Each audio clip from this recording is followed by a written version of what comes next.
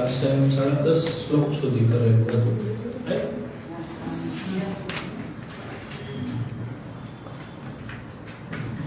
હવે પેલો ચાર્ટ તો હવે એટલું પેલું નથી, છતાં એકવાર કરીને આપણે છેલ્લું જે એનો ભાગ છે પૂરો આજે કરશું.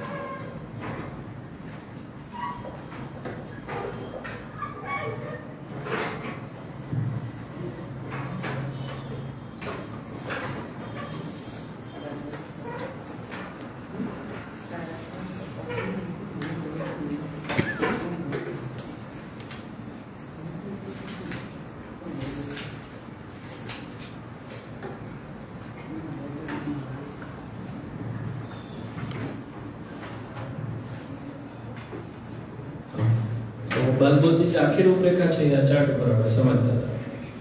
એમાં આપણે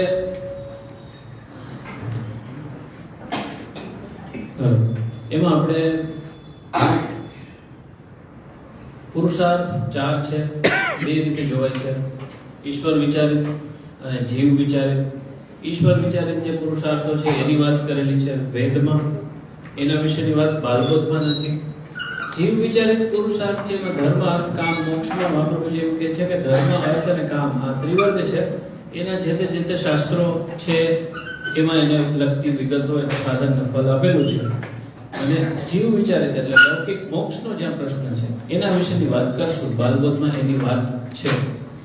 એ કઈ રીતે મળે? એક સ્વતઃ અને પરતઃ. સ્વતઃ મોક્ષ એટલે આપણી સાધના કરવાથી પ્રાપ્ત થતો, આપણા પ્રયત્નોથી સિદ્ધ થતો મોક્ષ, સ્વતઃ મોક્ષ. એમાં બે રીતે કે છે, ત્યાગ વિભાગેના, એટલે ત્યાગ અને અત્યાગ એવા બે ભાગ છે. શેમાં? સ્વતઃ મોક્ષમાં. એમાં ત્યાગ એટલે બાહ્ય ત્યાગ કરીને જે સાધના કરવામાં આવે છે, સાંખ્યની સાધના છે, એનાથી મોક્ષ મળે છે. કઈ રીતે મળે છે ગયા વખતે આપણે શ્લોકમાં જોયું. પછી અત્યાગ, ત્યાગ અત્યાગ વિભાગે. એમાં અત્યાગ છે, અત્યાગે યોગ માર્ગો, ત્યાગો અપી મનસૈવ. આ શ્લોક છે એમાં જે વાત આવી હતી એ આ સ્વતઃ મોક્ષની અંદર યોગની વાત આવી હતી. એટલે સ્વતઃ મોક્ષ બે રીતે થાય, એક સાંખ્યથી અને એક યોગથી. આટલું આપણે કર્યું. એનાથી આગળ પરતઃ મોક્ષની વાત પણ એક શ્લોકમાં થઈ હતી કે જે આપણે 10-10.5 શ્લોક સુધી થયેલું છે કે પરાશ્રયેણ મોક્ષસ્તુ દ્વિધાસો અપી નિરૂપ્યતે. 10મો શ્લોક બધા જુઓ, એનો એકવાર રિવિઝન કરી પછી આપણે આગળ કરીએ. 10મો શ્લોક. આ સમજી ગયું ને આપણે આમાં ક્યાં સુધી ક્યાંથી ક્યાં પહોંચ્યા હતા, અહીંયા સુધી થઈ ગયું છે ને, હવે આ કરવાનું છે. ઓકે, 10મો શ્લોક છે.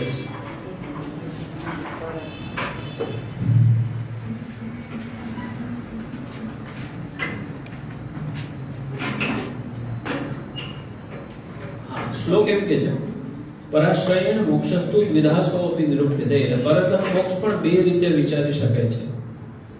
કઈ બે રીતે એ હવે આવશે, પણ એ જે બે રીતે છે એની પહેલા એક વાત કરે છે. બ્રહ્મા બ્રાહ્મણતામ યાતસ તદ્રૂપેણ સુસેવ્યતે તે સર્વાર્થા ન ચાદ્યેન શાસ્ત્રમ કિંચિત ઉદીરિતમ.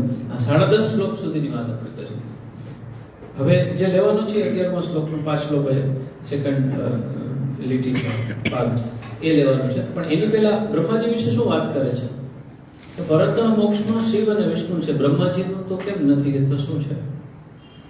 બ્રહ્માજી પોતે દેવ તરીકે સ્વતઃ મોક્ષ આપવા વાળા નથી. શું કામ? બ્રાહ્મણ તરીકે સુસેવ્ય છે. બ્રાહ્મણતા તો બ્રાહ્મણત્વને પ્રાપ્ત થયેલ છે. બ્રાહ્મણત્વનું મુખ્ય કર્મ છે અથવા મુખ્યનું જે મેઇન કામ છે એ જ્ઞાન આપવાનું છે. એટલે બ્રહ્માજી મોક્ષ દાતાને બદલે મોક્ષના જ્ઞાન દાતા છે, પણ ખુદ મોક્ષ આપતા નથી. મોક્ષ કઈ રીતના મળે છે એનું શાસ્ત્ર પાછું એમણે રચેલું છે. આ એક બાબત. બીજું, તે સર્વાર્થા ન ચાત્યેન શાસ્ત્રમ કિંચિત ઉદીરિતમ. તે સર્વાર્થા ન ચાત્યેન, સર્વ અર્થ એટલે આ ધર્માર્થ કામ.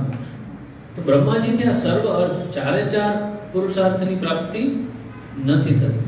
એકાદાની થઈ શકે, બેની થઈ શકે, ત્રણની થઈ શકે, પણ મોક્ષ સહિત ચારે ચાર પુરુષાર્થની પ્રાપ્તિ બ્રહ્માજી દ્વારા ડાયરેક્ટ બ્રહ્માજી આપે એવી રીતના નથી થતી.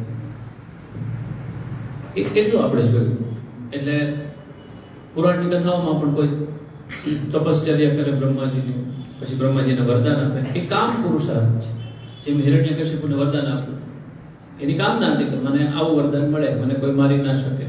એની કામના છે, બ્રહ્માજી પૂર્ણ કરી છે, પણ મોક્ષ નથી મળ્યો.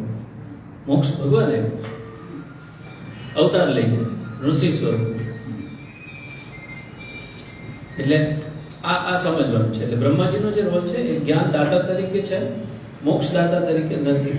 અને સર્વ અર્થ એટલે ચારે ચાર પુરુષાર્થ તે સર્વાર્થા ન ચાત્યેન. બ્રહ્માજીથી બધા પુરુષાર્થ આપી શકાતા નથી. શાસ્ત્રમ કિંચિત ઉદીરિતમ. પણ ક્યાંક ક્યાંક શાસ્ત્રમાં કીધું છે, બ્રહ્માજીએ કીધું છે કે મોક્ષ કઈ રીતે મળે. આટલું આપણે જોયું. આટલું ક્લિયર છે ને બધાને? હવે આગળ આપણે લઈએ. હવે 11મો શ્લોકનો જે પાછલો પાઠ છે, અતઃ શિવશ્ચ વિષ્ણુશ્ચ જગતો હિતકારકૌ વસ્તુનઃ સ્થિતિ સંહારો કાર્યો શાસ્ત્ર પ્રવર્તકો. બધા ફરીથી એકવાર પાઠ કરીએ. આ જે શ્લોક છે ને સંખ્યાને બદલે આગળ પાછળ થશે 1 2 3 શ્લોક સુધી, કારણ કે એનો જે વિષય છે એ જરા અલગ રીતના ડિસ્ટ્રીબ્યુટ થયેલો છે, એટલે આવી રીતે લઉં છું. હા, આપણે એનો પાઠ કરીએ. અતઃ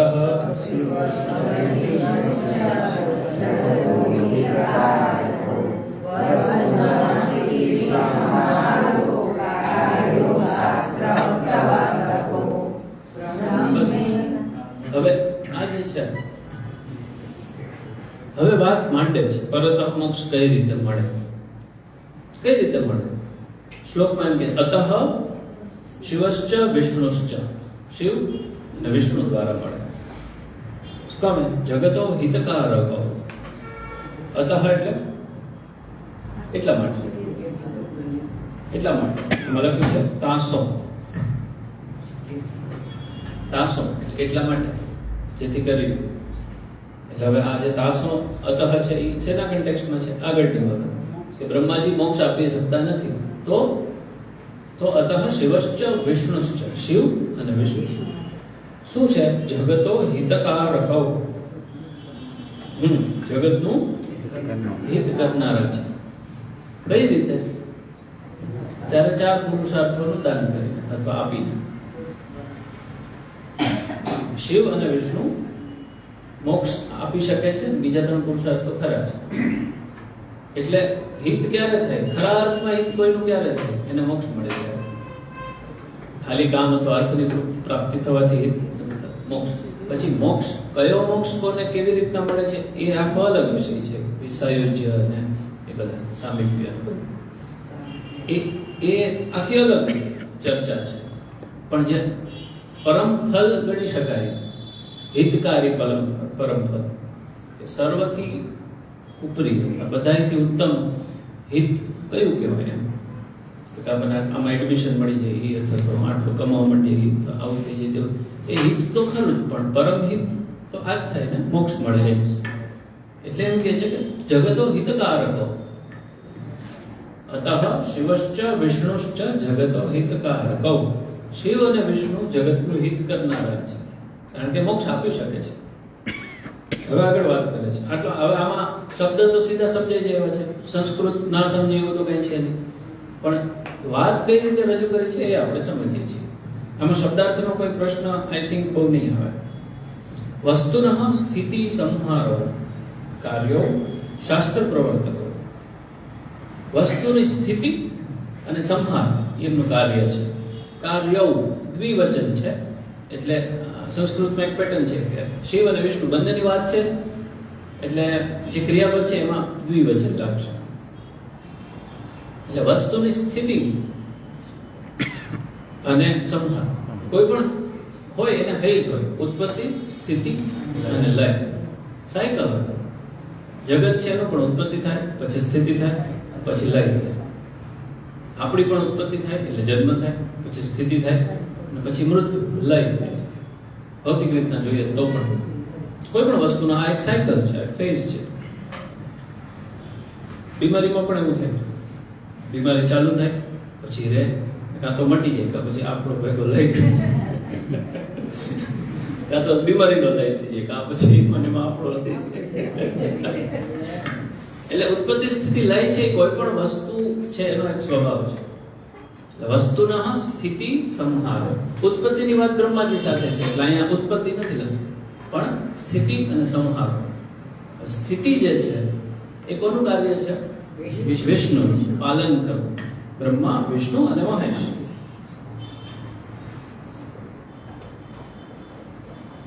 જો આજે થોડી અલગ રીતના આપણે સમજવું, ખાલી શબ્દાર્થ નહીં પણ થોડોક અલગ રીતે કનેક્શન સમજવાના થશે.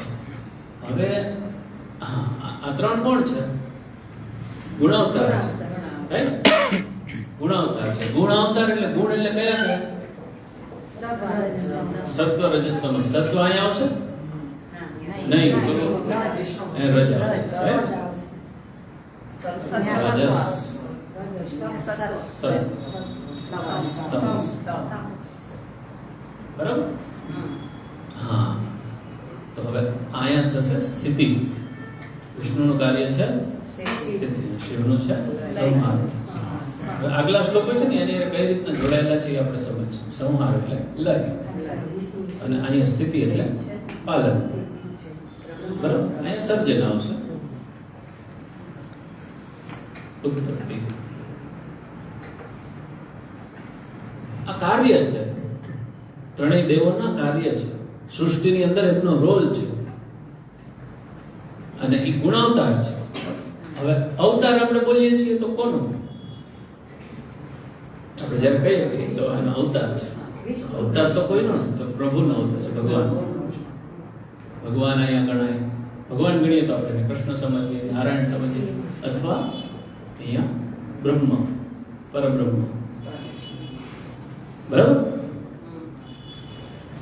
સમજો આગલા શ્લોકમાં કનેક્શન આપણે વ્યવસ્થિત સમજીએ. કેમ કે વસ્તુનઃ સ્થિતિ સંહારો કાર્યો, કોઈ પણ વસ્તુનું અથવા જગતનું પણ સ્થિતિ અને સંહાર એનું કાર્ય છે. કોનું? વિષ્ણુ અને શિવનું. શાસ્ત્ર પ્રવર્તકો, પછી એમ છે શાસ્ત્ર પ્રવર્તકો, એ શાસ્ત્રનું પ્રવર્તન કરનારા પણ છે. હવે શાસ્ત્ર એટલે અહીંયા શું સમજવાનું છે? વિષ્ણુનું શાસ્ત્ર છે વૈષ્ણવ તંત્ર, પંચરાત્ર, નારદ પંચરાત્ર છે. અને શિવજીનું છે પાશુપત શાસ્ત્ર છે. એ શિવજીનું સ્પેસિફિક, શિવજીને લગતું જ શાસ્ત્ર છે પાશુપત. પશુપતિ એટલે શિવજી. પાશુપત શાસ્ત્ર છે એ શિવજી માટે છે, શિવજી ઓરિએન્ટેડ છે. અને પંચરાત્ર છે એ વિષ્ણુ ઓરિએન્ટેડ છે. તો શાસ્ત્ર પ્રવર્તક. હવે આ શાસ્ત્ર છે એની અંદર એ પણ આપણે લખી નાખીએ.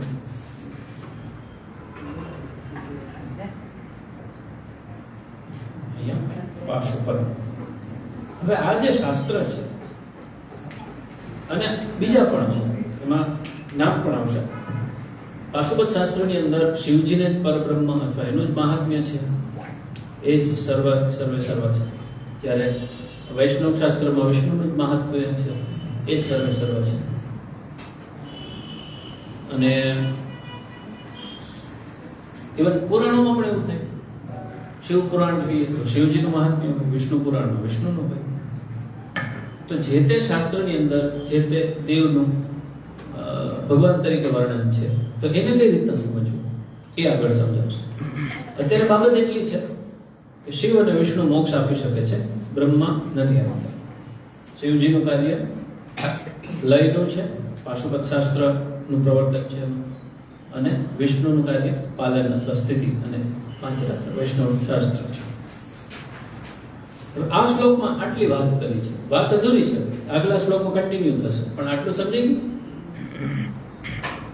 અતઃ શિવશ્ચ વિષ્ણુશ્ચ જગતો હિતકારકો. એટલે એટલા માટે શિવ અને વિષ્ણુ જગતના હિતકારક છે. વસ્તુનઃ સ્થિતિ સંહારો કાર્યો. એનું કાર્ય છે વસ્તુનો સ્થિતિ અને સંહાર. શાસ્ત્ર પ્રવર્તકો અને શાસ્ત્રનું પ્રવર્તન કરનારા છે.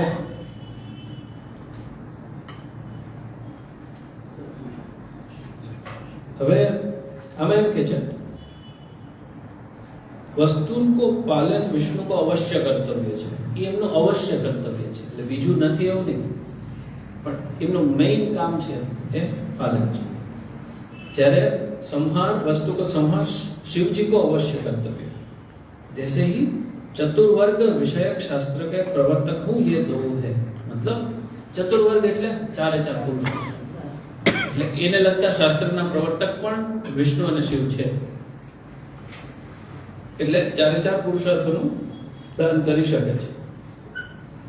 હવે પ્રશ્ન એ થાય, આગલા શ્લોક ચાલુ કરતા પહેલા શંકા એમ છે કે शिव के शास्त्र में शिव को सर्वात्मकपणो કહ્યો. શિવજીના જે શાસ્ત્રો છે પાશુપદ અથવા તો બીજા શિવ પુરાણ વગેરે, એમાં શિવજીનું સર્વાત્મકપણું કીધું છે. અને વિષ્ણુ કે શાસ્ત્ર में विष्णु को सर्वात्मकपणो કહ્યો. વિષ્ણુના જે શાસ્ત્રો છે, વિષ્ણુ પુરાણ છે કે વૈષ્ણવ તત્વ છે કે તેમાં વિષ્ણુનું સર્વાત્મકપણું કીધું છે કે એ જ પૂર્ણ છે.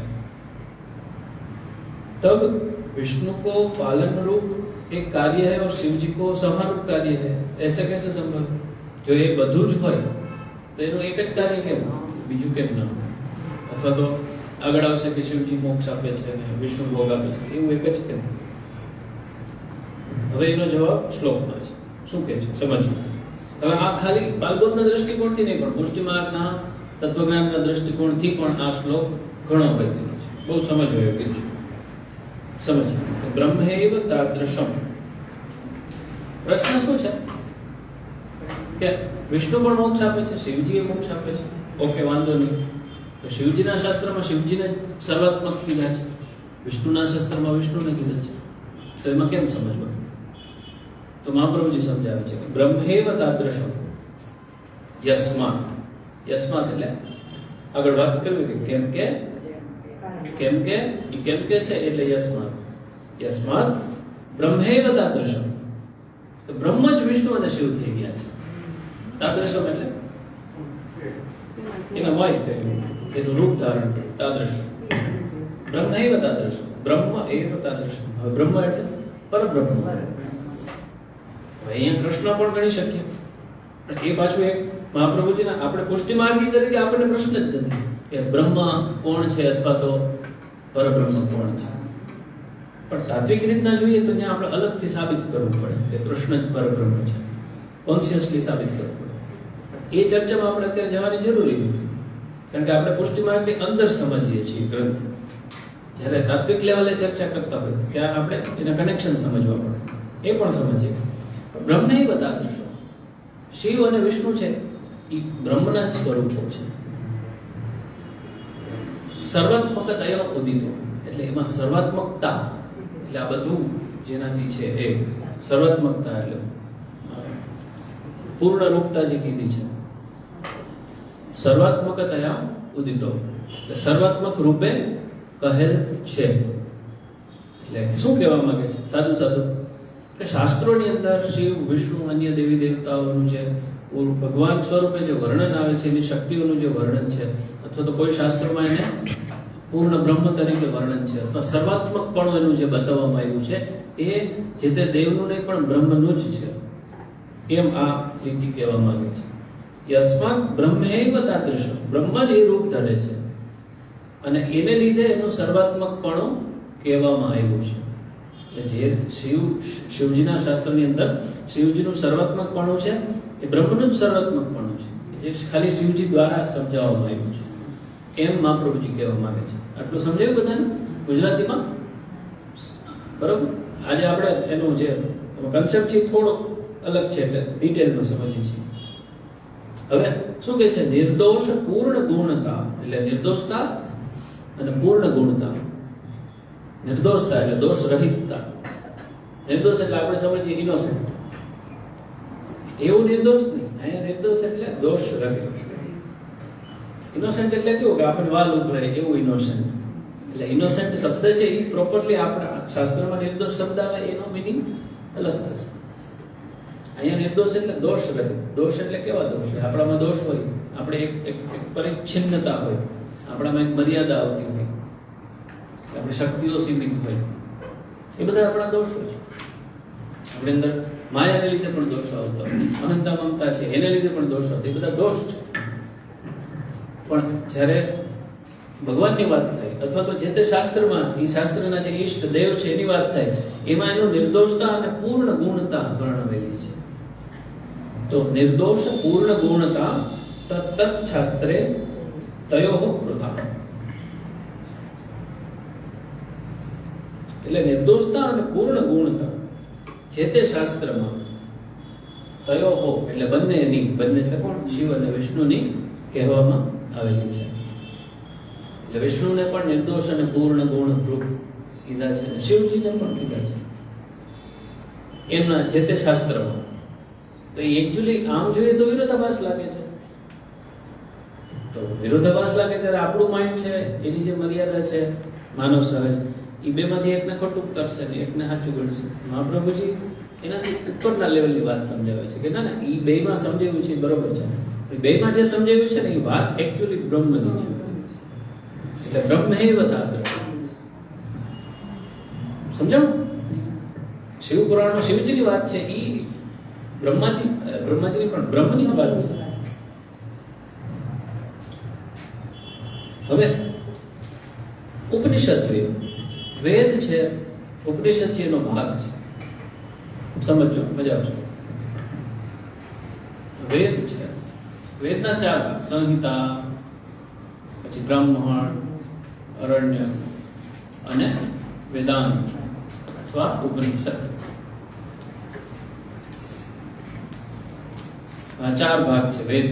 ભાગ એટલે એક વેદ હોય એના માનો કે ઋગ્વેદ છે તો ઋગ્વેદની સંહિતા પણ હોય, ઋગ્વેદના બ્રાહ્મણ હોય, ઋગ્વેદના અરણ્ય હોય અને ઋગ્વેદના ઉપનિષદો હોય. એટલે જે તે ઉપનિષદ હોય જે તે વેદને બિલોંગ કરતું હોય. તો ઉપનિષદનો જે ભાગ છે વેદની અંદર એને કહેવાય છે વેદાંત. અને એની અંદર શું છે? એની અંદર બ્રહ્મ વિશેનું જ્ઞાન છે. ઉપનિષદનો જે જ્ઞાન વાળો ભાગ છે એ ઉપનિષદ. આ વેદની અંદર જ્ઞાનનો ભાગ છે ઉપનિષદ છે. હવે અથર્વશીર, શ્વેતાશ્વતર વગેરે ઉપનિષદમાં શિવરૂપ બ્રહ્મની વાત કરે છે. તો એ ઉપનિષદ વાંચે તો એમ લખીએ છે કે શિવજી છે એ બ્રહ્મ છે. બીજા ઉપનિષદ છે, મહાનારાયણ ઉપનિષદ, નારાયણ ઉપનિષદ, એ બધા એમાં વિષ્ણુ છે એ બ્રહ્મ છે એવું કહે છે. તો એક જાતનો વિરોધાભાસ છે. બરાબર? તો જવાબ મહાપ્રભુ એમ કે બ્રહ્મૈવ તાદૃશ. તમને શિવ દ્વારા જે વાત કરવામાં આવી છે કે વિષ્ણુ દ્વારા કરવામાં આવી, એ એકચ્યુઅલી બ્રહ્મની જ વાત કરે છે. શું કામ એમ? હવે ઉપનિષદની અંદર કીધું છે કે શિવ છે એ બ્રહ્મ છે, વિષ્ણુ છે એ બ્રહ્મ છે. પણ હવે ગીતાજી આપણે ખોલીએ. ગીતાજીમાંથી સમજીએ. શું કહે છે?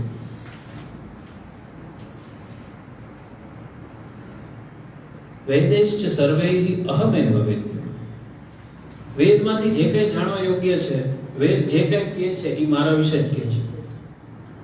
એમાંથી જે કંઈ જાણવાનું છે એ હું જ છું. અહમેવ વેદ્ય. વેદેશ્ચ સર્વૈઃ અહમેવ વેદ્ય. વેદમાંથી હું જ જાણવા યોગ્ય છું. એટલે વેદનો અભ્યાસ કરીને જ્ઞાન તો મારું જ મેળવવાનું છે. વેદાંત કૃત એટલે વેદનો કર્તા પણ હું જ છું. વેદાંત કૃત વેદ વેદ વેદેવ ચાહ. એટલે આ રીતે પણ માનો કે મહાપ્રભુજીનો જે વાત છે ગીતાજીમાં કનેક્ટેડ છે. મહાપ્રભુજી ડાયરેક્ટ રેફરન્સ સાથે નથી લખી, પણ એ સહજતાથી આવે છે. શાસ્ત્રોથી આડીઅવળી વાત મહાપ્રભુજીથી ક્યાંય થતી જ નથી. અને મહાપ્રભુજીને દરેક બાબતને શાસ્ત્રોનો સપોર્ટ મળે છે. ડાયરેક્ટ કોડથી મળે અથવા તો સમજથી મળે. એટલે આ બાબત છે બ્રહ્મૈવ તાદૃશમ. હવે એમાં શિવજી છે એ પણ બ્રહ્મનું જ રૂપ છે એવી રીતે કહે છે. તો ગીતાજીમાં પાછું હજી વિભૂતિ યોગમાં કહે છે રુદ્રાણામ શંકરશ્ચાસ્મિ. રુદ્રોમાં હું શંકર છું એમ કહે છે. તે વિભૂતિ છે ભગવાનની. એટલે સર્વોપરી બ્રહ્મ ભગવાન પોતે જ છે. શાસ્ત્ર જેનું પણ વર્ણન કરતું હોય તો તત્ત શાસ્ત્રે તયોઃ કૃતા. એટલે જે તે શાસ્ત્રમાં એનું સર્વાત્મકપણું કીધું છે, પણ એ સર્વાત્મકપણું કોનું સમજવાનું છે? બ્રહ્મૈવ તાદૃશમ.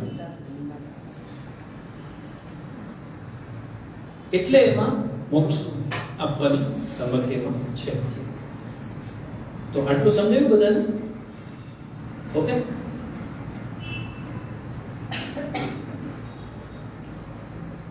ફરીથી શ્લોકનો હવે અર્થ સમજી લઈએ.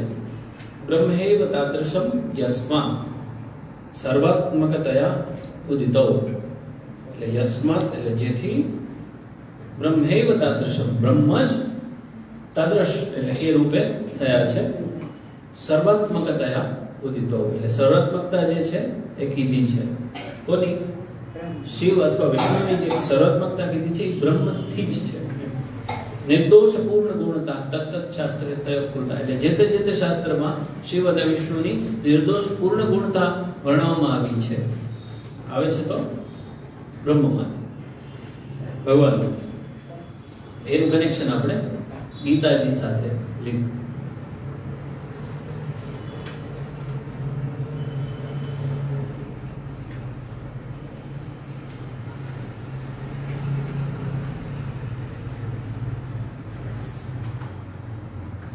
હવે આગળ સમજો. शिव तथा विष्णु के भजन को फल एक है कि वह भिन्न भिन्न है, ऐसी जानवी की इच्छा करता कहते हैं. હવે શિવજી થી પણ મોક્ષ મળે, વિષ્ણુ થી પણ મળે, પણ હવે બેયનું ફલ એક જ છે કે અલગ છે? આગળ સમજાવે છે. હવે આપણે અહીંયા ચર્ચા ચાલે છે. અહીંયા સમજો, ચર્ચા અત્યારે અહીંયા ચાલે છે. શ્લોક એમ છે ભોગ મોક્ષ ફલે દાતું. હવે શ્લોક છે 13મો શ્લોકનો બીજી લાઈન. ભોગ મોક્ષ ફલે દાતુમ. એનો આપણે સંસ્કૃતનો ગુજરાતી સમજીએ છીએ. ભોગ અને મોક્ષ એ ફલ આપવામાં.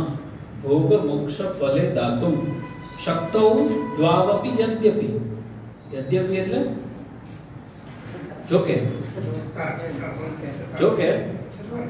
આપણે વાત માંડીએ ને, જોકે એટલે જોકે એટલે યદ્યપી. એટલે વિદ્વાનો હોય ને એ હિન્દીમાં બોલતા હોય અથવા ગુજરાતીમાં તો યદ્યપી ઘણા પ્રયોગ થતા હોય. યદ્યપી મેં ઉધર નહીં ગયા था એમ. તો યદ્યપી સંસ્કૃત શબ્દ છે, પણ હિન્દીમાં પણ વિદ્વાનોની ભાષામાં યદ્યપી પ્રયોગ થાય છે. એકમેવ, યદ્યપી, કદાપી વગેરે. તો યદ્યપી એટલે જોકે. ભોગ મોક્ષ ફલે દાતુમ શક્તો દ્વાવપી.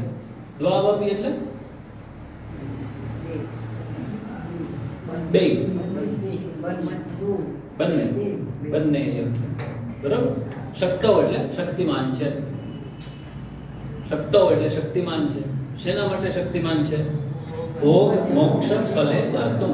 ભોગ અને મોક્ષ આપવામાં, ફળમાં ભોગ અને મોક્ષ આપવામાં બંને, એટલે શિવ અને વિષ્ણુ બંને શક્તિમાન છે. પણ ભોગ શિવેન, ભોગ શિવથી મળે છે. મોક્ષસ્તુ વિષ્ણુના ઇતિ વિનિશ્ચય, એટલે મોક્ષ વિષ્ણુથી મળે છે એમ સમજી લેવું. વિનિશ્ચય. હવે પરત મોક્ષની કેટેગરી બે બતાવી છે, વિષ્ણુ અને શિવ. તો મહાપ્રભુજી એમ કે એમના કાર્યો જોતા, એમના કાર્ય પ્રમાણે શિવ પાસેથી ભોગ મળે છે, વિષ્ણુ પાસેથી મોક્ષ મળે છે મુખ્યત્વે. પણ એ આપી નથી શકતા એવું નથી. આપી શકે છે પણ આપતા નથી. શું કામ નથી આપતા? આગલા શ્લોકમાં આવશે. ઓકે. પણ શક્તો દ્વાવપી અદ્યપી, બે શક્તિમાન છે મોક્ષ આપવા માટે પણ ભોગ આપવા માટે પણ. વિષ્ણુ અને શિવ બંને શક્તિમાન તો છે જ. ભોગ મોક્ષ ફલે દાતું શક્તો દ્વાવપી યદ્યપી, એટલે ભોગ મોક્ષનું ફળ આપવા માટે શક્તિમાન છે બંને. જોકે આ ગુજરાતી કહ્યું છે.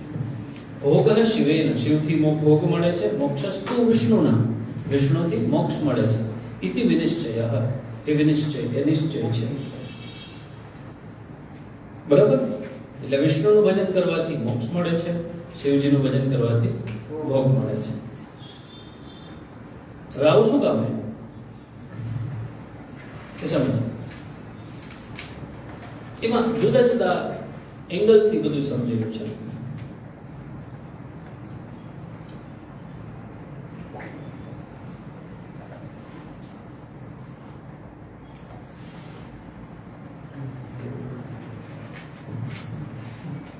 હવે આગળ આવશે પણ એને ત્યારે સમજશે.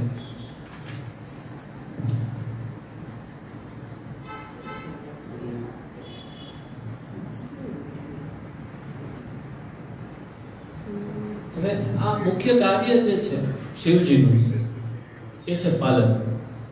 એટલે પાલન એટલે સ્થિતિ. લક્ષ્મીજી એમની પાસે બિરાજે છે, ભોગ એમની પાસે બિરાજે છે. એટલે પોતે શેનો ભોગ કરે છે? ભોગનો ભોગ કરે છે. અને શિવજી જે છે એમનું મુખ્ય કાર્ય સંહાર છે. શિવજી છે ત્યાગી છે અને સતત ધ્યાન કરે છે, બધું ત્યાગીને કૈલાસમાં. એટલે એમની પાસે શું છે? એ સતત મુક્તિનું જ પેલું કરે છે અને મુક્તિના જ દેવતા છે. સંહાર કરીને મુક્તિ આપવી એમનું છે, એમનું મુખ્ય કાર્ય છે. એટલે ભજનથી ખુશ થઈને એ ભોગ આપે છે, એમનું મુખ્ય કાર્ય નથી. એટલે શિવજી તો તામસના અધિષ્ઠાતા દેવ છે અને રાજસ છે, તો એ કેવી છે? શિવજી રાજસ નથી, તમસના અધિષ્ઠાતા દેવ છે. તમસના અધિષ્ઠાતા દેવ છે. કેવી રીતે કરી શકે? ભોગ કેવી રીતે? એટલે એ જ સમજાવવા માંગે છે. હવે એ આગલા શ્લોકમાં આવશે, એનો જવાબ સીધો આવી જશે કે એ વસ્તુ શિવજી જે છે એ સતત ત્યાગથી મોક્ષની ઉપાસના કરે છે અને સંહારના દેવતા છે. એટલે મોક્ષ આપવો એનું મુખ્ય કાર્ય છે સૃષ્ટિ લેવલે. ભજનમાં એ નહીં, કારણ કે એનું મુખ્ય કાર્ય જે છે એમાંથી અલગ કરીને આપવાને બદલે એને જે નથી જોઈતું એ પહેલા આપી દે છે. સાદી રીતે સમજવાનું, લૌકિક રીતે સમજવાનું. બરાબર છે. હવે એનો એંગલ બીજા પણ છે કે શિવજી જે છે એની ભજન કરવાથી ભોગ મળે છે અને મોક્ષ કેમ નથી મળતું? મોક્ષ નથી મળતું એવું નથી, મળે છે. આગળ કે છે અતિ પ્રિય આગળ કરે મોક્ષ પણ આપે છે, પણ પહેલા ભોગ આપે છે અને મોક્ષ નથી આપતા. શિવજી તમસના અધિષ્ઠાતા દેવ છે. એમના જે ભક્તો છે તમસનો ભાવ પ્રીડોમિનન્ટ, મતલબ વધારે પ્રભાવી હોય છે. અને જે મોક્ષ મળે છે એ જ્ઞાનથી નહીં મળે, આ જ્ઞાનથી મળે છે. અને તમસ છે ત્યાંથી જ્ઞાન નથી થતું, સતથી થાય છે. હવે ગુણત્રય વિભાગ યોગ છે એમાં વાંચીએ એટલે આખું આ ત્રણેય ગુણોનું કનેક્શન સમજાય છે. જ્યાં સુધી તમસનો પ્રભાવ હોય ત્યાં સુધી જ્ઞાન ના થાય. એટલે શિવજી તો એના અધિષ્ઠાતા દેવ છે, તમસથી પ્રભાવિત નથી, તો તમસને કંટ્રોલ કરે છે, અધિષ્ઠાતા દેવ છે. એટલે આપણે એવું ના સમજવું જોઈએ કે શિવ તામસિક છે કે વિષ્ણુ સાત્વિક છે કે બ્રહ્મરાજ, એ એના અધિષ્ઠાતા દેવ છે, એને રિપ્રેઝન્ટ કરે છે, એને કંટ્રોલ કરે છે. પણ એના જે ભક્તો છે એ તમસથી વધારે પ્રભાવિત હોય. એટલે જ્ઞાનના પ્રકાશને બદલે એ તમસનો પ્રભાવને લીધે સીધો મોક્ષ મળવો ડિફિકલ્ટ છે. એટલે ક્યાંક ક્યાંક ભક્તોના ચરિત્રમાં એવું આવે છે કે શિવજીની બહુ ભક્તિ કર્યા પછી વૈષ્ણવ થઈ જાય. શિવજી એને દાન કર્યું છે જ્ઞાન. હવે હા, આમાં આવી જાય ક્યારેક એવું પણ કરે છે, રેગ્યુલર કેસમાં નહીં. શિવ ભક્તો પછી કૃષ્ણ ભક્ત થઈ જાય, કારણ કે એક લેવલ અચીવ થઈ જાય, શિવજી અતિ પ્રસન્ન થઈ જાય, પછી ભક્તિ પ્રદાન કરે. પણ એ અમુક સ્પેશિયલ કેસમાં જ શિવજીની જે કોઈ ભક્તિ કરે એ બધાને મુક્તિ અથવા તો કૃષ્ણ ભક્તિ મળે એવું નથી, એને ભોગ મળે છે.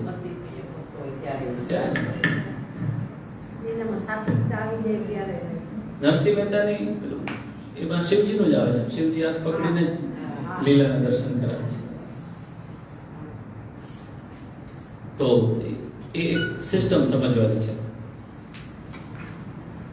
અને વિષ્ણુ છે એ મોક્ષ આપે છે, સતના દેવતા છે. સત છે એ જ્ઞાનથી પ્રકાશિત છે, અને જ્ઞાન થવાથી અજ્ઞાનની નિવૃત્તિ થાય છે, એટલે મોક્ષની લાઈન ક્લિયર થાય છે. એટલે વિષ્ણુ દ્વારા મોક્ષની પ્રાપ્તિ જે છે એ સહજ છે, અથવા વિષ્ણુ માટે આપવું છે એ સહજ છે, સ્પેશિયલ નથી. પણ પોતે ભોગને કંટ્રોલ કરે છે, અથવા તો એના ઉપભોક્તા છે, એટલે એ જલ્દી કોઈને નથી આપતા. એ રીતે બીજો એંગલ એ પણ છે, શું કામ નથી આપતા? કે પોતાના ભક્તોનું હિત કરવા માંગે છે, એટલે એને ભોગ આપીને ડિસ્ટ્રેક્ટ કરવા નથી માંગતા, એટલે પણ નથી આપતા. કારણ કે એમાં છકી જાય, એને બદલે ભોગને દાન કરવાને બદલે મોક્ષનું દાન કરે છે. એક બીજો એંગલ છે, આ રીતે પણ જોઈ શકાય. હવે કોને ભોગ મળે, કોને મોક્ષ મળે? વિષ્ણુ કોને ભોગ આપે, કોને મોક્ષ આપે? શિવજી કોને ભોગ આપે, કોને મોક્ષ આપે? તો જે ભક્ત છે અથવા જે સાધક છે એ જેની જેવી રીતે ભક્તિ કરે એવું એને ફલ મળે. એટલે ભગવાન ગીતાજીમાં શું કહે છે? યે યથા મામ પ્રપદ્યન્તે તાંસ તથૈવ ભજામ્યહમ. કે જે મારી જેવી રીતે ભક્તિ કરે છે એને હું એવી રીતે ફલ આપું છું. એટલે કોઈ વિભૂતિની દેવી દેવતાની સકામ ભક્તિ કરે તો સકામ ફલ મળે છે, નિષ્કામ ભક્તિ કરે તો એને એ રીતનું એનાથી ભજનાનંદ ફલ મળે છે. પ્રેમથી ભક્તિ કરે તો એને ભજનાનંદ મળે છે. આમાં જાય સ્વતઃ મોક્ષમાં તો એને સ્વતઃ મોક્ષ મળે છે, જ્ઞાન પ્રાપ્તિ થઈને આત્મસ્થ થઈ જાય છે, એવી રીતનો મોક્ષ મળે છે. વિષ્ણુ અને શિવની ભક્તિ કરે તો એને એ રીતે મળે. પણ શિવજીને શિવ દેવતા તરીકે જોશે તો એને એ લેવલનો ભોગ આપશે શિવજી. પણ એનાથી ઉપર એને બ્રહ્મ જ્ઞાનના લેવલે જ્યારે સર્વાત્મકતામાં કનેક્શન થઈ જશે તો એને મોક્ષ પણ શિવજી આપી શકે. તો આ વસ્તુ સમજણ. આ બહુ સરસ ઇન્ટરેસ્ટિંગ સિસ્ટમ છે કે જે આપણને આપણા માટે કામ લાગશે અને બાલબોધને સારી રીતે સમજવામાં કામ લાગશે. એટલે આપણે શિવજીની ભક્તિ કરવાની છે કે એ બાબત નથી, સિસ્ટમ કેમ છે એ સમજવું, અને એનું કનેક્શન આપણે ગીતાજી સાથે સમજીએ છીએ.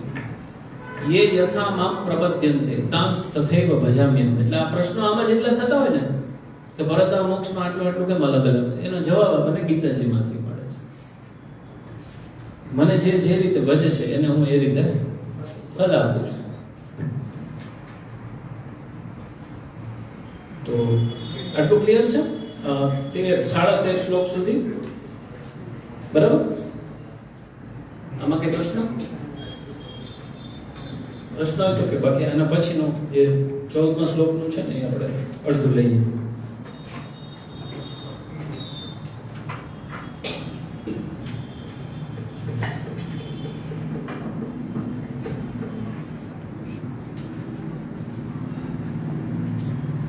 આટલું ક્લિયર છે? આમાં કોઈ પ્રશ્ન નથી ને? ઓનલાઈન નથી ને? સારું. તો આગળનો શ્લોક લઈએ. આખો નથી, અડધો જ છે, સમજીએ. લોકે અપી યત પ્રભુર્ભુંક્તે તન્ન યચ્છતિ કરહિચિત. આટલી એકલી સમજવાની છે. હવે આગળ શેની વાત કરી છે? ભોગઃ શિવેન મોક્ષસ્તો વિષ્ણુના અહીંથી મળ્યું છે. એટલે શિવથી ભોગ મળે છે, વિષ્ણુથી મોક્ષ મળે છે. હવે આ એ લીટીને કન્ટિન્યુએશનમાં શું આવે છે? લોકે અપી. હવે મહાપ્રભુજી કારણ સમજાવે છે કે શું કામ એવું છે? શિવજીથી ભોગ મળે છે, વિષ્ણુથી મોક્ષ મળે. શું કામ? કે લોકે અપી, લોકની અંદર પણ. હવે કોમન સેન્સ, લોજિકથી બાબતને સમજાવે છે. કોઈ પણ વાત હોય સામેવાળાને સમજાવવા માટે જુદી જુદી મેથડ હોય. એક મેથડ છે એને ઉપયુક્ત એક્ઝામ્પલ આપીને, એ એક્ઝામ્પલ છે લોકમાં પણ. બીજી બાબત છે યોગ્ય રેફરન્સ આપીને કે શાસ્ત્રમાં આમ કીધું છે એટલે હું આ કહું છું. અને એક આ રીતે છે, તમને નથી લાગતું આમ હોય તો આમ હોય, એટલે લોજિકથી સમજાવવાની વાત, એક્ઝામ્પલથી સમજાવે છે. એટલે એક જાતની યુક્તિથી સમજાવવાની બાબત છે. આમાં એમ કે છે તમે બાળકન કો હું સમજુ में આવે ऐसी युक्ति कहत है. ટીકાકાર શું કહે છે? બાળકોને સમજાય છે એવી રીતે મહાપ્રભુજી સમજાવે છે. શું? લોકે અભી યત પ્રભુર ભુંક્તે તન્ન યચ્છતિ કરહિ છે. હવે એક શબ્દ સમજીએ. લોકે અભી એટલે લોકમાં પણ, લોક એટલે લૌકિકમાં, વ્યવહાર. યત પ્રભુર ભુંક્તે, પ્રભુ એટલે અહીંયા સ્વામી, સ્વામી જે માલિક છે એ. યત એટલે છે, ભુંક્તે એટલે ભોગવે છે. તદ ન યચ્છતિ એટલે તે નથી આપતા. કરહિચિત એટલે ક્યારેય પણ. એટલે આ એક કોમન સેન્સ છે. મહાપ્રભુજી એમ કહેવા માંગે છે કે આ તો સાવ સાદી સીધી વાત છે. લોકની અંદર પણ જે સ્વામી છે એ જે વસ્તુ એને જોતી હોય એ કઈ એના નોકરને ના આપે ને, એને જે ના જોતી હોય એ આપે.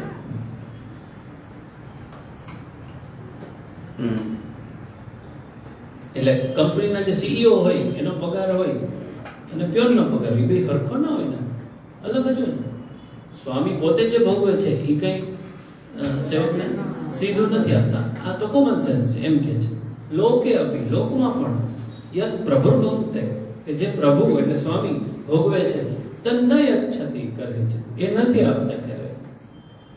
એટલા માટે વિષ્ણુ ભોગ ભોગવે છે, શિવ મોક્ષ ભોગવે છે. શિવ બેઝિકલી મોક્ષ ભોગવે છે એટલે મોક્ષ તન ન યચ્છતિ. એવી રીતના વિષ્ણુ મોક્ષ આપે છે, ભોગ નથી આપતા. સમજાઈ ગયું આટલું? એટલે હવે સૃષ્ટિની અંદર સર્વસત્તા જે છે એ પ્રભુ પાસે જ છે.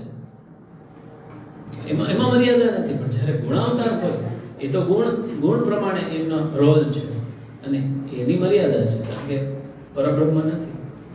મર્યાદા ખાલી પરબ્રહ્મ ને જ નથી, બાકી બધું મર્યાદિત છે. જે તે દેવતાઓ પણ પોતાના ફળ આપવાની શક્તિમાં મર્યાદા ધરાવે છે, કારણ કે એની શક્તિ સીમિત છે અને એ આવે છે બ્રહ્મમાંથી. એટલે આપણે એકમેવ બ્રહ્મમાં જ માનીએ છીએ. લોકોને એમ થાય કે મલ્ટિપલ ગોડ્સમાં હિન્દુ લોકો માને છે, માનીએ જ છીએ, પણ એક ઈશ્વરમાં નથી માનતા એવું ક્યાં છે? એમાં અમે માનીએ જ છીએ. પણ એક સિસ્ટમ છે આપણે ત્યાં, અને એ બે કનેક્ટ થાય છે. બે સિસ્ટમ, મલ્ટિપલ ગોડ્સ અને વન ગોડ, એ પણ એ બે એકબીજા સાથે કનેક્ટ થાય છે. એવું નથી કે multiple God versus one God, એવું આપણે ત્યાં નથી. એ બે એક સાથે છે. એ સામેવાળાના મગજમાં બેસતું નથી. સામેવાળા એટલે વેસ્ટર્ન લોકોના મગજમાં નથી બેસતું કે ભગવાન એક જ હોય. આટલા બધા તમે કોઈ આને ઉપાસના, કોઈ આને ઉપાસના કરે, કોઈ આની કરે, એવું પણ કેમ કરો? એ આપણે જ્યારે શાસ્ત્ર સમજીએ ત્યારે ખબર પડે કે એવું કેમ છે. એ યથામામ પ્રપદ્યંતે તાંસ તથૈવ ભજામ્યહમ. ભગવાન ખુદ કહે છે જે મને જે ભાવ ભજે છે એને હું એ રીતે ફલ આપું છું. કઈ તો દીધું ભાઈ. તો પછી આટલા મલ્ટિપલ ગોડ છે. પછી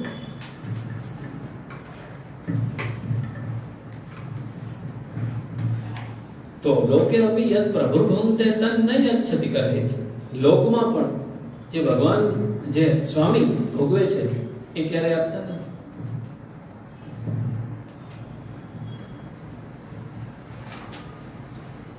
હવે એક પ્રશ્ન થાય છે અહીંયા. એક પ્રશ્ન ટીકામાં ઉઠાવે છે. કેવો સરસ પ્રશ્ન છે કે વૈષ્ણવ છે, જે ભક્ત છે, એને તો મુક્તિ જોતી નથી. બરાબર? હવે એને મુક્તિ નથી જોતી તો વિષ્ણુની ઉપાસના નહીં કરે, કારણ કે વિષ્ણુ શું આપે છે? મુક્તિ. ભક્તને મોક્ષ તો જોતો નથી. એને શું જોઈએ છે? એને ભજન કરવું છે. પણ ભજન કરવામાં એને અમુક સાધનની જરૂર છે. તો એ સાધન માટે શિવજીની ભક્તિ કરી શકે એવો પ્રશ્ન ઉઠાયો છે ટીકામાં. સમજો પ્રશ્ન.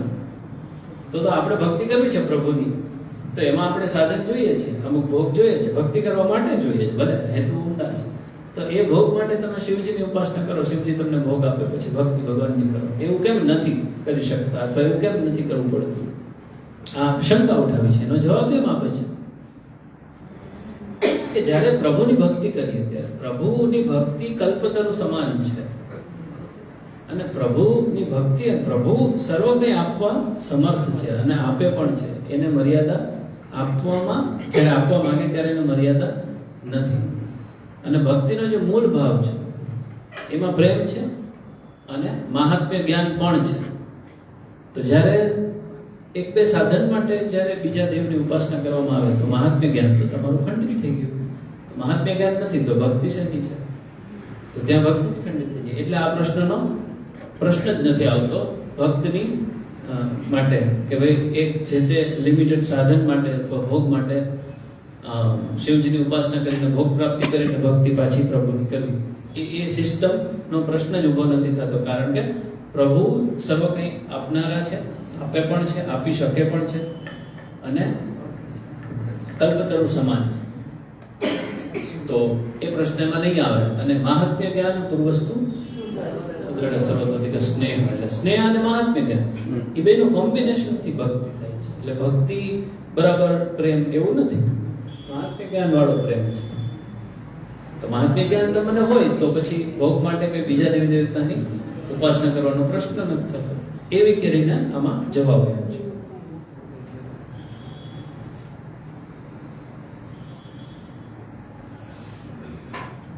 અને બીજું, ભક્તિમાં જે સાધન છે એ અલૌકિક છે. ભક્તિમાં પ્રભુને સમર્પિત કરવાના અને જેનાથી સેવા કરવાની છે એ બધા સાધન છે એ અલૌકિક છે. અને શિવજી જે ભોગ પ્રદાન કરે છે એ અલૌકિક નથી, એ તો લૌકિક છે. એ રીતના એનો જવાબ આપ્યો છે.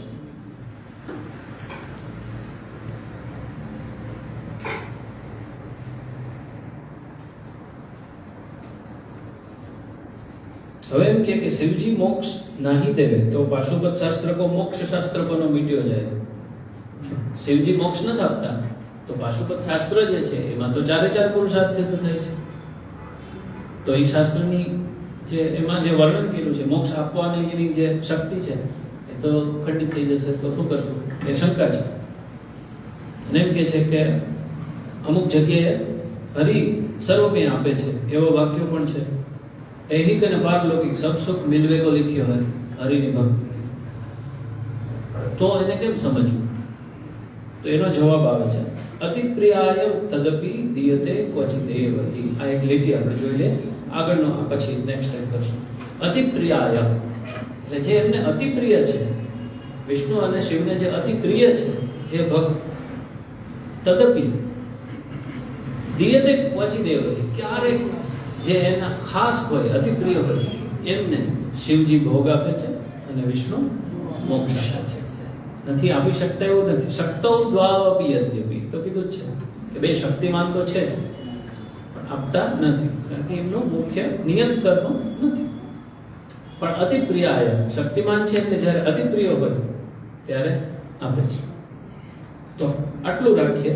અને આમાં અહીંયા સુધીમાં કોઈને કંઈ પ્રશ્ન હોય તો કરો, એનું સોલ્યુશન કરીને આપણે આગળ નેક્સ્ટ ટાઈમ 15મા શ્લોકથી ચાલુ કરશું.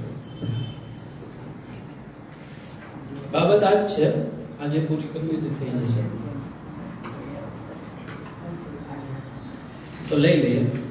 નિયતાર્થ પ્રદાનેન તદિયત્વં તદાશ્રય. કારણ કે નિયતાર્થ પ્રદાનેન એટલે શિવજી મોક્ષનું દાન કરે છે, વિષ્ણુ ભોગનું દાન કરે. આ નિયતાર્થ છે. નિયતાર્થ છે. નિયત અર્થ એટલે ફિક્સ એમનું ફંક્શન છે. નિયત અર્થ. નિયતાર્થ પ્રદાનેન તદિયત્વં તદાશ્રય. એટલે તદીયપણું આવે એટલે ભગવતમય થઈ જાય, એમનો આશ્રય કરે ત્યારે એમને નિયતાર્થ પ્રદાનેન. પણ જ્યારે અતિ પ્રિય હોય ત્યારે શિવ છે એ મોક્ષ આપે છે અને વિષ્ણુ પણ ભોગ આપી શકે છે.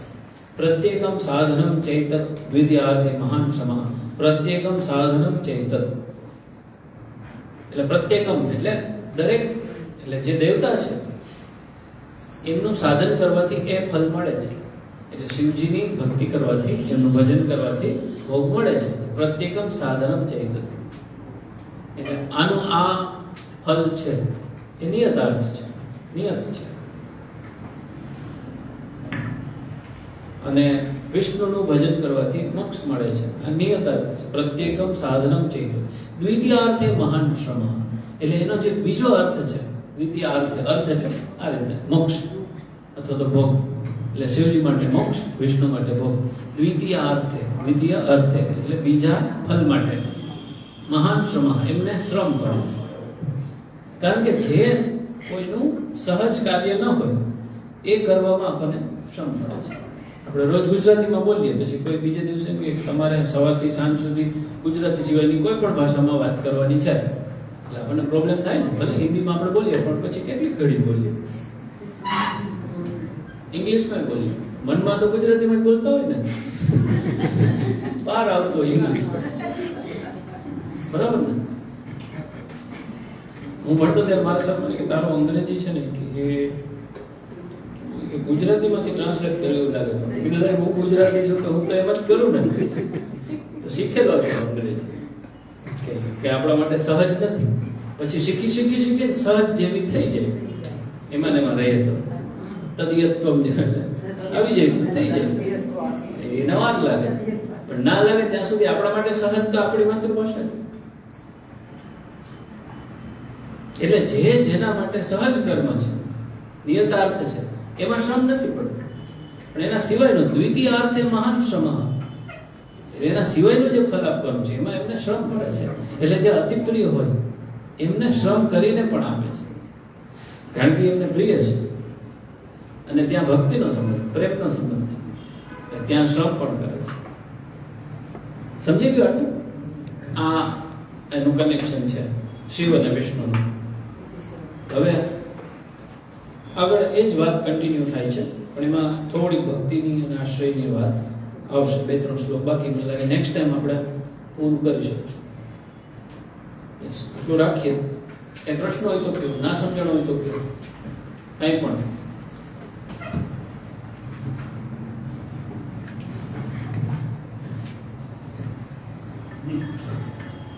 શિવજી છે એ તમસ ભાવ રિપ્રેઝન્ટ કરે, તો એ કૃષ્ણના દર્શન કરવા જઈ રહ્યા છે, જોગી લીલા કરે છે.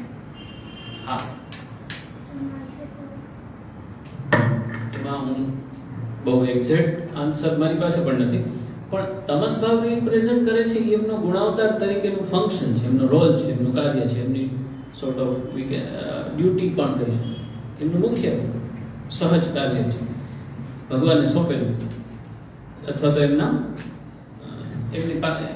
એમનું મેઇન સૃષ્ટિની અંદર એમનો એ રોલ છે, તમોગુણી અથવા તો તમસનું રિપ્રેઝન્ટ કરવું. બરાબર છે? આ એક પાસો થયો કે ભાઈ સૃષ્ટિનો સંહાર કરવો, એ બધું સંહાર એટલે સત્વ રજસ તમસ, તો સંહાર છે એ પાછું શિવજીના ડિપાર્ટમેન્ટમાં જશે. આ એમનો એક સૃષ્ટિની અંદર એમનો રોલ છે. હવે જ્યારે લીલામાં જે કૃષ્ણના દર્શન કરવા જાય છે એ એમની ભક્તિ છે. કોના વિશે? પ્રભુ વિશે. ઓકે. અને હવે બ્રોડ સ્પેક્ટ્રમથી જોઈએ. રૂપ નામ વિભેદેન જગત ક્રિયતે યો યત બ્રહ્મ લટકા કરે બ્રહ્મ વાસ અખિલ બ્રહ્માંડમાં એક દૃશ્ય. શિવજી રૂપે પણ બ્રહ્મ પોતે જ પ્રગટે છે અને એ પણ પોતે ભક્ત બની પોતાને ભક્તિ કરાવે છે. એટલા માટે એ પણ છે. હવે સમજાયું? એટલે એ તમસ ભાવને રિપ્રેઝન્ટ કરે એટલે ભક્તિ ના કરી શકે એવું નથી, અથવા તો એ તામસિક છે અથવા તો એમાં કઈ નેગેટિવ ક્વોલિટીઝ છે એવી રીતના જોવાનું નથી. બીજું એ ભગવાનની ભક્તિ તમસ ભાવથી પણ કરે છે, સાત્વિકથી થાય છે, રાજસથી થાય છે, અને એને કેવી રીતે એક્સેપ્ટ કરવી એ ભગવાનના ઉપર છે. હા, બ્રહ્મ જે છે, શાસ્ત્રોની અંદર બ્રહ્મનું જ્યાં જ્યાં વર્ણન આવે છે ત્યાં ક્યાંક શિવ રૂપે આવે છે, ક્યાંક વિષ્ણુ રૂપે આવે છે, ક્યાંક કૃષ્ણ રૂપે આવે છે, અને ક્યાંક બ્રહ્મ વિશે જ વાત થાય છે. બ્રહ્મ, પરમાત્મા, તેજ, જ્યોતિ, આવા શબ્દો છે ઉપનિષદમાં. હવે આ તાત્વિક ચર્ચા છે, પુષ્ટિમાર્ગની અંદરની ચર્ચા નથી, તાત્વિક લેવલ. તો એ શાસ્ત્રની અંદર જ્યાં જ્યાં બ્રહ્મનું વર્ણન છે અને ભાગવતની અંદર પ્રભુની લીલા છે, એ બધું જોઈને મહાપ્રભુજી એમ કે બ્રહ્મના બધા ગુણ ધર્મો જો ક્યાંય ફિટ થતા હોય તો કૃષ્ણમાં જ થાય છે. આ એક રીતના પણ પરમ બ્રહ્મ તો કૃષ્ણ અહીં આપણે કહીએ છીએ. બીજું, કૃષ્ણસ્તુ ભગવાન સ્વયં, મહાપ્રભુજી કહે છે. એટલે આપણા માટે તો કઈ એમાં લોજિક લગાડવાનો પ્રશ્ન નથી, આપણે તો સીધું માનીએ છીએ કે કૃષ્ણ જ બ્રહ્મ છે, પરબ્રહ્મ છે. પણ ભગવાન એમ કહે છે વેદેશ સર્વૈહિ અહમેવ વેદ્યો, એટલે વેદમાં જે બ્રહ્મનું વર્ણન છે એ મારું જ તો છે, એવું પોતાના ચોખ્ખા શબ્દમાં ગીતાજીમાં 15મા અધ્યાયમાં કહે છે. એટલે બ્રહ્મ છે એ કૃષ્ણ જ છે, એવું કોણે કીધું? કૃષ્ણએ. તો ગીતાજીનું જે છે એ તો આપણા માટે પ્રમાણ છે, આપણા માટે નહીં, બધા લોકો માટે પ્રમાણ છે, હિન્દુ ધર્મ માટે પ્રમાણ છે. તો ગીતાજીની અંદર કીધું છે કે અહમ જગતસ્ય પ્રભવઃ પ્રલયસ્તથા નાન્યત કિંચિદ અસ્તિ ધનંજય. જગતનું ઉત્પત્તિ ને લય મારાથી જ થાય છે, મારામાં જ થાય છે, બીજી કોઈ રીતના નહીં. તો આપણને એમ થાય એ તો શિવજીનું કાર્ય છે, પણ શિવજી એ બ્રહ્મમાંથી પ્રગટ છે, એ રીતે સમજ. પ્રભવ પ્રલયસ્તથા, એટલે પ્રભવ અને પ્રલય એ મારાથી જ થાય છે. તો પ્રલય તો પાછું શિવજીનું ફંક્શન છે. તો પણ એ ભગવાન જ કહે છે કે બ્રહ્મેવ તાદૃશમ, બ્રહ્મ જ છે જે કહે છે એ કૃષ્ણ જ છે. પણ હવે કોઈ અન્ય માનવાળો હોય, કૃષ્ણને બ્રહ્મ ના પણ માનતો હોય, તો એ આપણો પ્રશ્ન નથી, એનો પ્રશ્ન છે. એમાં કઈ બીજો પ્રશ્ન નથી. પણ જો પ્રૂફ જોતું હોય, મતલબ શાસ્ત્રનું પ્રમાણ ગીતાજીમાં મળે છે. મહાપ્રભુજી કે કૃષ્ણ ભગવાન છે, પરમ બ્રહ્મ તો કૃષ્ણ. કૃષ્ણ હી એટલે જ ડેફિનેટ પેલું કરવું હોય ત્યારે હી લગાવે સંસ્કૃત. ઓકે, તો એ પ્રશ્નનું આ રીતે સમજું છું. અને આપણે પણ તામસ લીલા આવે છે, રાજસ લીલા છે, ભાગવત. તો એ ભાવથી, કોઈ પણ ભાવથી પ્રભુની ભક્તિ થાય છે. એ પ્રભુને મર્યાદા નથી એમાં. એટલે પ્રભુ ભક્તિ સ્વીકારવામાં તો ગમે એ રીતે સ્વીકારી શકે. અને એ લીલા જ છે શિવજી જે આવે છે. એટલે એ તમસને રિપ્રેઝન્ટ કરે એટલે ભગવાનની ભક્તિ ના કરે એવું નથી. પાછું ભગવાન પણ પાછું ત્યાં મથુરાજીને શિવલિંગની પૂજા કરે છે, અને બધી એ પણ લીલા જ છે. સમજો? બ્રહ્મ લટકા કરે બ્રહ્મ સામ, અખિલ બ્રહ્માંડમાં એકત્ર શ્રી કરે, જુજવે રૂપે અનંત પાસ. બરાબર. બીજો કઈ પ્રશ્ન? તેમાં દેવ તેજમાં તત્વ કૃષ્ણની શબ્દ છે એ દવા શું છે? પણ એ પાછું કનેક્શન તો નામ રૂપ વિભેદેના જગત ક્રીડતી હોય કે આટલા બધા અલગ અલગ આજે શિવજી, વિષ્ણુ, બ્રહ્મા થઈને પોતે લીલા જ કરે છે પ્રભુ. શાસ્ત્ર પ્રકરણનો પહેલો શ્લોક દરેક જગ્યાએ લાગશે. તો એ આપણું જે તત્વજ્ઞાનનું કનેક્શન છે ને એ ક્યાંય છૂટશે નહીં. આપણી જે બ્રોડ એંગલ છે ને એ ક્યાંય મિસ નહીં થાય. અને તો જ શાસ્ત્રમાં વખત તેમાંનો વાત થાય ત્યાંથી થશે. એટલે મહાત્મ્ય જ્ઞાન આપણું એવું ને એવું જળવાઈ રહેશે. ઘણી વાર શું ને પ્રેમનો આવેશ આવી જાય, મહાત્મ્ય જ્ઞાન ભૂલાઈ જાય. એ પણ જળવાઈ રહેવું જોઈએ, ત્યારે ભક્તિ રહે. સારું, ઓકે. હા, સંહિતા, બ્રાહ્મણ, અરણ્ય અને વેદાંત. એ તો આ મારે વેદાંત સમજાવવું હતું એટલે આ કીધું. એ વેદના જ પાર્ટ છે. આપણે એક અલગ અલગ પાર્ટ છે.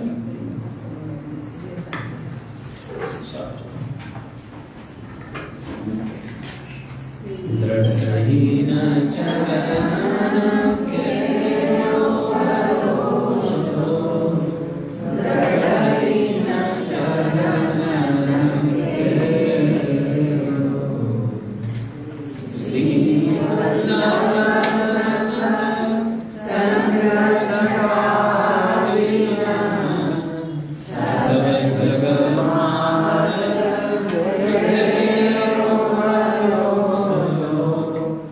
Radhaina